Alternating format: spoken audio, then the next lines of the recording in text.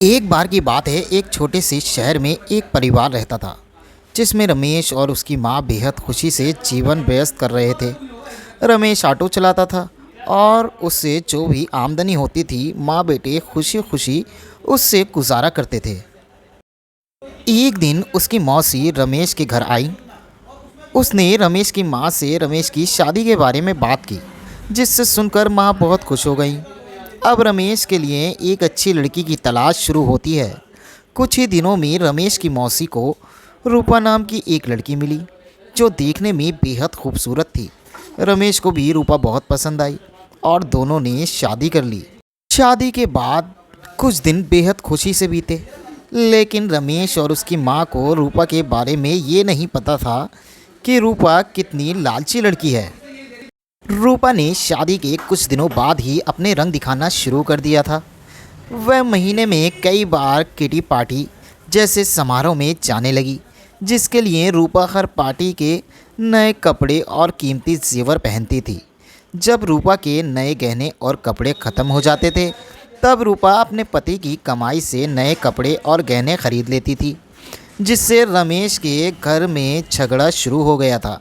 कई बार ऐसा होता कि महीने का राशन लाने के लिए जो भी पैसे होते थे, उन पैसों से रूपा अपने लिए नए कपड़े और गहने खरीद लेती थी। एक दिन रमेश ने कहा, रूपा, अपने नए कपड़े और गहने खरीदने में इतना पैसा बर्बाद करने का क्या फ़ायदा।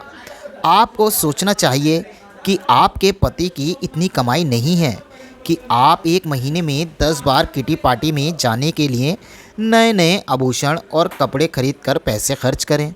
यह सुनकर रूपा गुस्से से लाल हो गई और रमेश से कहने लगी, तुम हमेशा मुझसे कहते रहते हो, कभी भी तुम ज़्यादा कमाने के बारे में नहीं सोचते।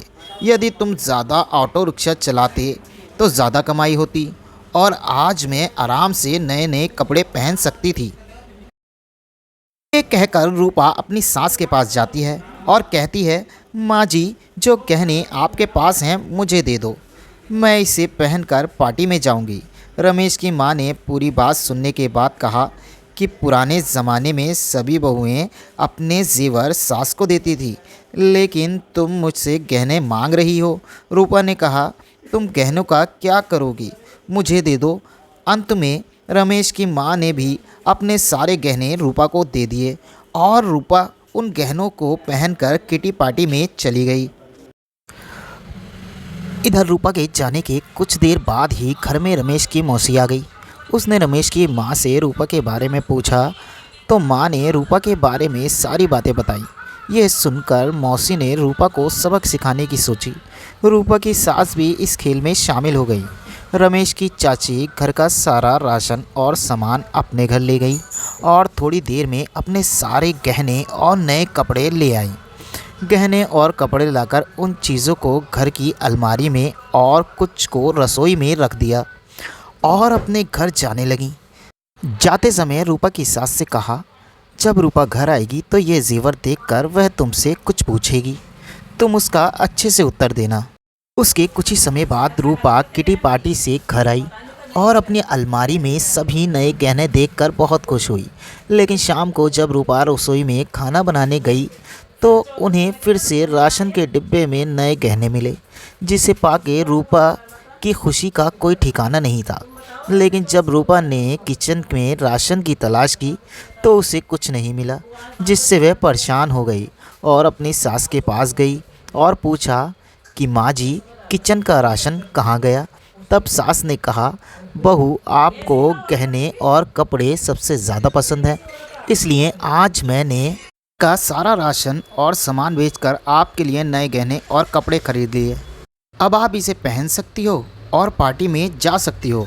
यह सुनकर रूपा ने कहा कि ठीक है, मगर खाने के बिना मैं गहने और कपड़ों का क्या करूँगी। तो सास ने फिर जवाब दिया कि अब खाना खाने की क्या ज़रूरत, तुम्हें अपनी सबसे प्यारी चीज़ मिल गई है, तुम्हें इससे खुशी होनी चाहिए। ये सुनकर रूपा को अपनी हरकत पर पछतावा होने लगा। तभी रमेश की मौसी भी आ गईं। उन्होंने यह भी कहा कि यह सब मैंने आपको समझाने के लिए किया है कि केवल नए कपड़े और आभूषण ज़रूरी नहीं हैं, इसके अलावा दुनिया में भी बहुत कुछ होता है।